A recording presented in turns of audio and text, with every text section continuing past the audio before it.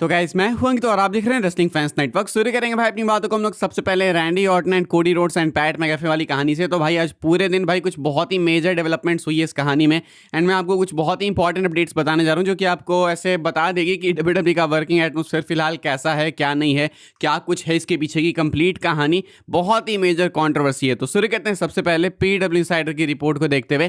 कहना है PW insider का कि there is a belief within WWE that the initiative to insert Pat McAfee into the Randy Orton and Cody Rhodes storyline came from TKO, not the WWE creative team. One source indicates the directive may have even come from Ari Emanuel, CEO of TKO, although that is not confirmed. The idea reportedly stems from the agreement with ESPN following the deal to broadcast the first hour of each night of WrestleMania on linear channels. कहना है PW Insider का कि WWE के अंदर ऐसा माना जा रहा है कि ये जो आइडिया है पैट मैकेफे को रैंडी ऑर्टन कोडी वाली कहानी में डालने का, ये आइडिया सीधा टीकेओ से आया है। ये डब्ल्यूडब्ल्यूई के क्रिएटिव टीम की राइटिंग नहीं है। एक सोर्स का ये भी कहना है कि शायद ये डायरेक्शन डायरेक्टली एरी इमैनुअल की तरफ से आई है। शायद डायरेक्टली उन्होंने खुद को घुसाया एंड वो कहते हैं कि ये होगा। कौन है एरी इमैनुअल? जानते ही होंगे आप लोग भाई, रॉक के अच्छे friend, CEO of TKO and बहुत ज़्यादा पावर रखते हैं भाई। ये खुद ही शायद इस चीज़ के लिए कॉल दे रहे थे, हालांकि ये कंफर्म नहीं है अभी तक। इसके बाद कहा गया है कि ये मोस्ट लाइकली इसीलिए किया गया है क्योंकि ESPN वाली जो डील है उस पर ये चाहते हैं कि ज़्यादा लोगों की नज़रें जाएं। आपको शायद याद हो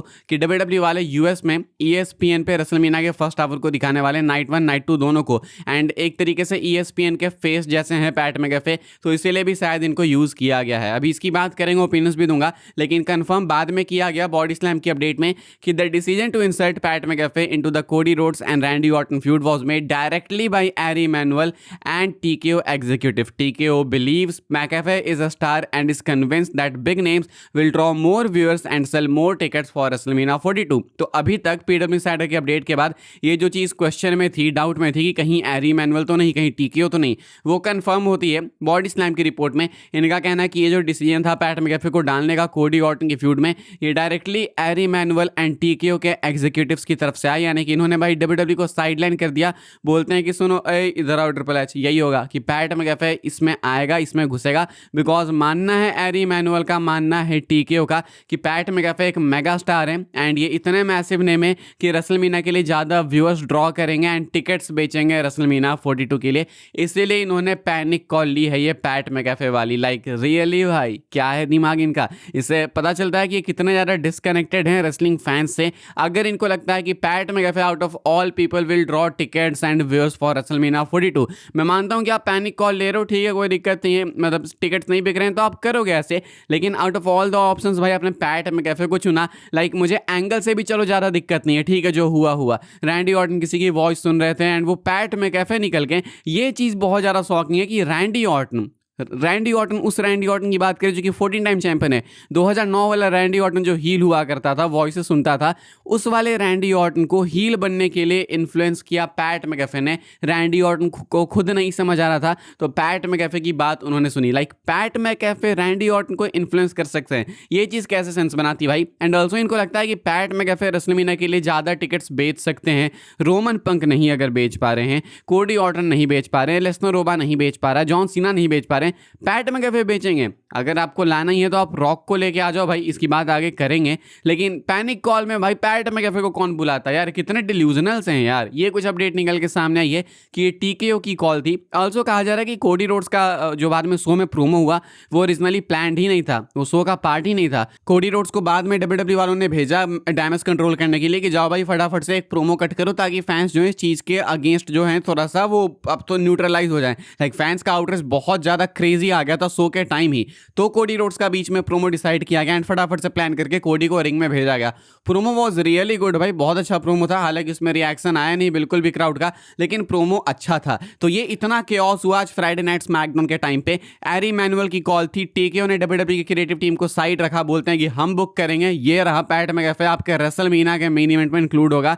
एंड इसके अलावा कोडी रोड्स के लिए जो प्लान्स थे वो थे नहीं कि वो प्रोमो कट करेंगे। बाद में डैमेज कंट्रोल करने के लिए उनको भेजा गया, जो की, बिल्कुल भी सक्सीड नहीं करे ये लोग अपने प्लान में, कोई डैमेज कंट्रोल नहीं हुआ। तो ये है कंप्लीट बैक स्टेज कहानी भाई Cody Rhodes, Randy Orton and Pat McAfee को लेके। थॉट्स बताना आप लोग। बस ये बताता है कि टीकेओ ने कंपनी को कितना रून करके रखा है। हालांकि मैं ये नहीं बोल रहा कि ट्रिपल एच बचा लेते ये वो, मेरे अकॉर्डिंग तो दोनों ही बेकार हैं, टीकेओ वाले एंड ट्रिपल एच की जो क्रिएटिव टीम है ट्रिपल एच है, ये दोनों ही बेकार है। दोनों के बीच में कॉम्पिटिशन है कि कौन कितना ज्यादा बेकार डिसीजन ले सकता है। हम लोग आगे बढ़ते हैं भाई, केविन ओवेंस की बात करेंगे। शायद से केविन ओवेंस भी इस चीज को लेकर खुश नहीं है। जब ये सेगमेंट हुआ इसके बाद केविन ओवेंस ने तुरंत एक ट्वीट डाला, आप लोग देख सकते होंगे। एंड यहाँ पे केविन ओवेंस एक डॉग की फोटो डालते हैं जो कि हेवीली डिसअपॉइंटेड दिख रहा है, काफी थका हुआ दिख रहा है। कुछ लोग ऐसा भी मानना है कि शायद केविन ओवेंस ओरिजिनली प्लान थे कि वो मिस्ट्री कॉलर के तौर पे रिवील होंगे एंड बाद में टीकेओ ने प्लान्स चेंज कर दिए, इसलिए शायद केविन ओवेंस ने ऐसा रिएक्ट किया। पॉसिबली हो भी सकता है भाई, क्योंकि आई सीरियसली डाउट भाई कि डब्ल्यूडब्ल्यूई ने ओरिजिनली पैट मैकएफे को ही चुना होगा कि हाँ यही होगा मिस्ट्री कॉलर। वाह भाई। आगे बढ़ते हम लोग बात करते हैं फ्राइडे नाइट स्मैकडाउन की। स्मैकडाउन का एपिसोड इसके अलावा भी इन जनरल बहुत ही रद्दी था आज वाला। लाइक ये सेगमेंट्स तो बेकार थे ही थे, मतलब सेंसेबल नहीं थे। फैंस के आउटरेस को इसने काफी ज्यादा इग्नाइट किया, लेकिन इसके अलावा भी एक मिड टियर एपिसोड था, मिड से भी नीचे था, मतलब रेसलमेनिया वर्दी तो बिल्कुल भी नहीं था। इसकी रेटिंग्स केज मैच में मैं आपको बता देता हूँ कितनी आई है, 0.36। ये इस मैच की रेटिंग आई है, मतलब इनक्रेडिबली लो। शायद ये हिस्ट्री का लोवेस्ट रेटेड एपिसोड हो सकता है, लाइक बहुत ज़्यादा ये लो रेटेड हो गया वो 0.36। तो फैंस ने हर तरीके से भाई अपना आउटरेस दिखाया है। मैं आपको बता देता हूँ कि कितने डिसलाइक्स हैं ये Pat McAfee Randy Orton Cody Rhodes वाली वीडियो पे। पैट मैकएफे का रैंडी ऑर्टन को ज्वाइन करना फैंस को पसंद नहीं आया एंड इस पे लास्ट अपडेट के अकॉर्डिंग भाई 57,000 डिसलाइक्स हैं। एंड अब ये डिसलाइक्स आपको मालूम ही है बढ़ने वाले हैं। हालांकि देखो ये भी हो सकता है कि शायद ये बॉट वाले डिसलाइक्स हो। आई मीन अगर कोडी रोड्स को बॉट वाले डिसलाइक्स मिल सकते हैं तो बाकी सबको मिल सकते हैं। आगे बढ़ते हम लोग बात करते हैं भाई अपनी आखिरी अपडेट के बारे में, जो कि है final boss great one the rock को लेके। क्या रॉक अभी भी रेसलमेनिया में इन्वॉल्व हो सकते हैं भाई? क्या हल्के फुल्के चांसेस हैं? जी बिल्कुल हैं। रॉक हो सकते हैं कि वो पैट मैकएफे के पीछे हो, शायद हो सकता है एंड शायद डब्ल्यूडब्ल्यूई वाले ये कॉल लेने वाले हैं। I mean this is the last hope, fingers cross करके ये अपडेट मैं देने वाला हूं, क्योंकि यही चीज़ है जो कि अब इस कहानी को बचा सकती है।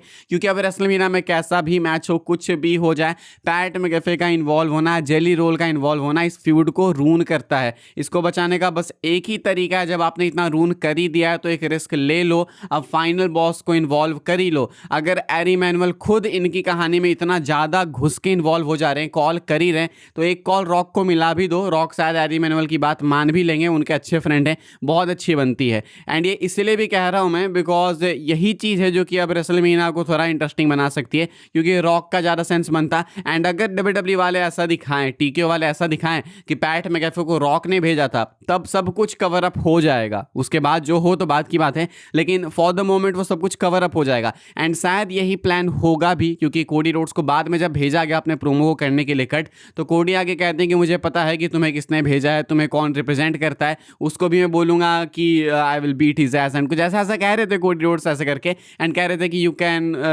Try to fire me and all, ये वो करके। तो कोडी रोड्स यहाँ पे विंस को नहीं बल्कि वो टारगेट कर रहे थे फाइनल बॉस को, क्योंकि रॉक रिप्रेजेंट करते हैं अपेरेंटली पैट मैकएफे को, ऐसा पता लगा मुझे। जो भी है, खैर टीकेओ की बात हो रही होगी पॉसिबली। तो यहाँ पे यही कुछ कहानी है कि अभी भी इसको सेव किया जा सकता है एंड एक फाइनल बॉस की इन्वॉल्वमेंट है जो कि इसको सेव कर सकती है। कर दो भाई, अब ये पैनिक कॉल नहीं लो, क्योंकि टिकट्स तो देखो पैट मैकएफे से बिकने से रहे। लाइक इन्होंने पैट मैकएफे को इंक्लूड किया ये सोच के कि टिकट्स बिकेंगे रेसलमेनिया के, वो नहीं होने वाला। एक टिकट नहीं मूव होने वाली है पैट मैकएफे के नाम पे। अगर टिकट्स आपको मूव करनी है तो फाइनल बॉस को ऐड करो, फैंस थोड़े इंटरेस्टेड भी होंगे। एंड अब तो वही एक डैमेज कंट्रोल बचा है, इसके अलावा तो आपने रून कर ही दिया है। तो जस्ट बिकॉज ऑफ दैट मुझे लगता है अब रॉक के आने के चांसेस ज़्यादा बन चुके हैं। फिलहाल भाई लोग यही सारी अपडेट्स थी इस वाली वीडियो के लिए। मैं आपसे अगली वीडियो में मिलूंगा कुछ और अपडेट्स के साथ में। तब तक के लिए goodbye. Thanks for watching. Video को लाइक कीजिएगा, शेयर कीजिएगा एंड सब्सक्राइब कीजिएगा चैनल को।